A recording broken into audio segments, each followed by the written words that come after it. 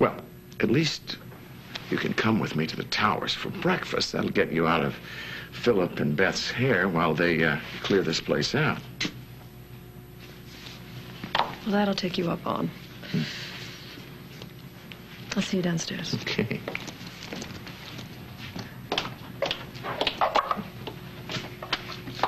After you. Oh, no, please, by all means, leave.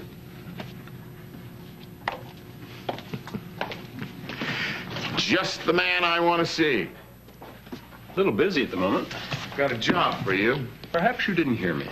I want you to find out who owns the old lakeside property, and I want you to buy it from them. Lakeside? Yes. Where the Beacon Hotel is? Oh, good. We're buying the ruins of a 75-year-old hotel. Not if you don't get on the stick, we're not. You know, the more I work on this project, the more I fall in love with it. Want to know what I've decided? Not only am I going to restore the Beacon to its awesome splendor, I am going to turn it into the top-rated resort and convention center in the entire region. Oh, that's what I like to hear. Think big. It is going to be 5-star all the way, Alan, I'm telling you. I've already spoken to the architects and the interior designers. Do you think you should have done that before we owned the property? Well, I wanted to make sure my architectural approach was feasible before I committed to the buy.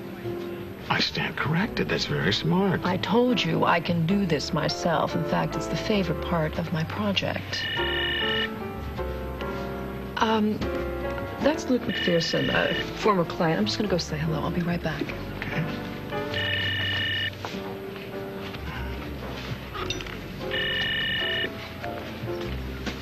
Yes.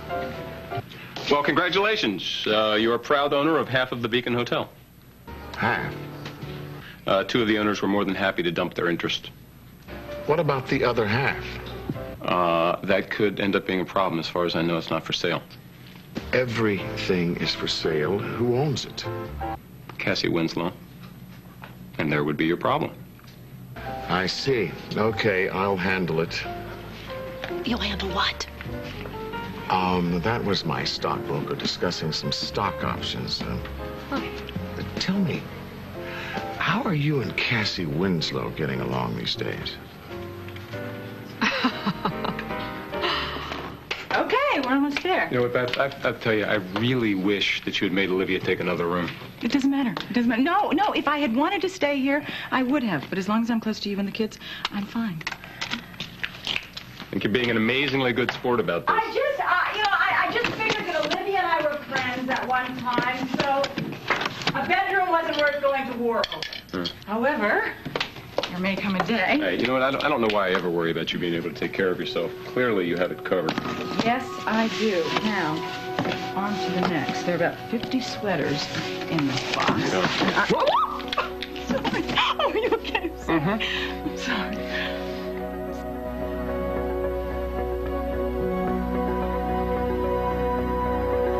You know, this is going to get the better of us. And we wouldn't want that, would we? The house is just too damn small.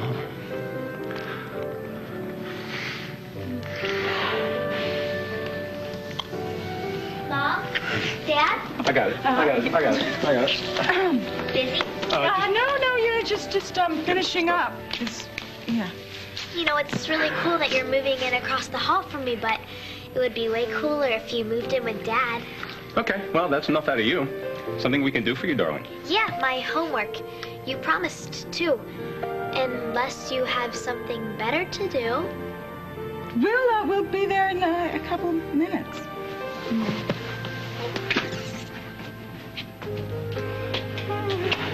Oh, this house isn't small. Unbelievable. It's tiny. There are 27 rooms in this house, and there's no privacy. Oh, there's going to be some place where we can be alone.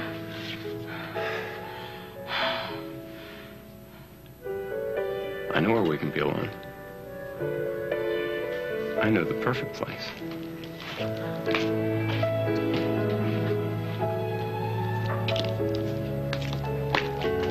You're kidding, right? Me and Cassie Winslow getting along?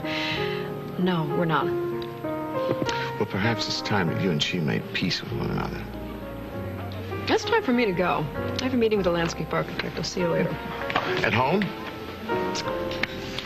At home. You know, I like the way that sounds. Yeah, well, okay, here.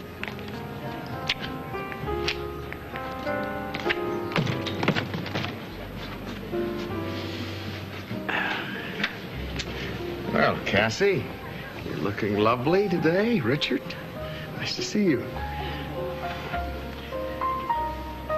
To what do we owe this pleasure? I come in peace, trust me. Famous last words. Well, I figure that since you have moved back to Springfield, we should sort out all of our past differences and get on with the business of being friends.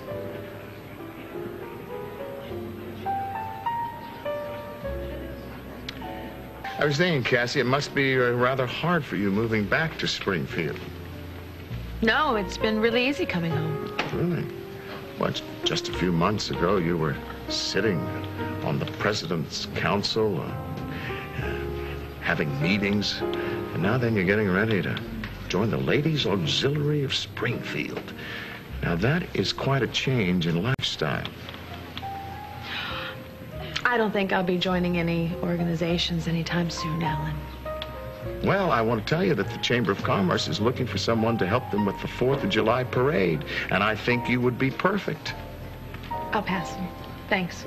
Well, it takes someone with talent to line up all those vintage cars and make sure the right dignitary is in each one. It takes a big responsibility. If you excuse me, I'm going to go visit the ladies' room. Mm-hmm. It's nice chatting with you. Oh. You know, Richard, I'm glad that we're left alone to talk a little business. You didn't have to wait for Cassie to leave in order to talk business, Alan. Cassie's involved in all my affairs. Well, sometimes women have a tendency to get a little overly emotional. Let old grudges kind of fog up a clear business decision. If you say so. Well, why don't I get right down to it? Please. When Cassie inherited the Art Jessup farm, she also inherited a tract of land that extends all the way down to the lakefront. Well, how fortunate for the children. You know, they love to swim. I don't think you're going to want this site for the family picnic. You see, there are a lot of old buildings along the lakefront that are in such disrepair that they're uninsurable. And if you keep them, they will expose you to massive liabilities and could put you at considerable financial risk. And you want to take this risk off my hands? Well, as a matter of fact, I do. You see, Olivia's looking for some more warehouse space along the waterfront there. And what I would like to do is purchase these buildings, tear them down, and put up some inexpensive warehouses for her. Now, given the horrendous condition these buildings are in, I would be willing to make you quite a generous offer. Still here, Alan? Oh, nice. Hope you haven't talked Richard into running the 4th of July parade. No, actually, you arrived just in the nick of time, darling, because Alan wants to make a bid, a substantial bid, on some land that you inherited with your farm. Of course, Cassie owns the land, so it'll be her decision whether to sell it or not. Of course. You snake in the grass. You wait for me to leave the table and you try to buy my land? That's not what I tried to do. How could you even think for 1 second that I would ever do business with you? You must think I have a very short memory, Alan. I think it would be prudent of you to at least listen to my offer first. I won't sell no matter how much money you throw at us. Business meeting is over. Have a nice day, Alan. You too.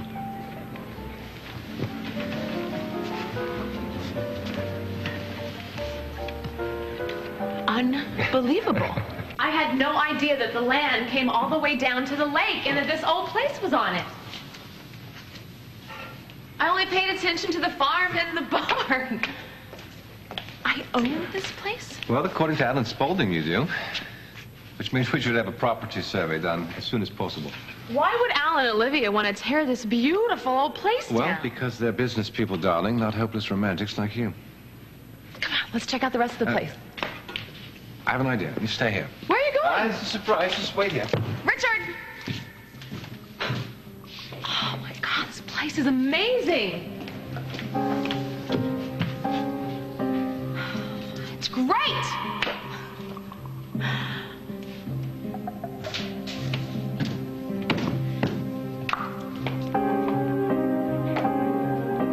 doing here?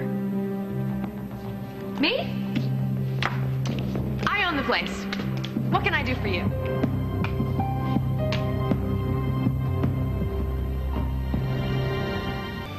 Warehouse space, Olivia? I thought you had a lot more imagination than that.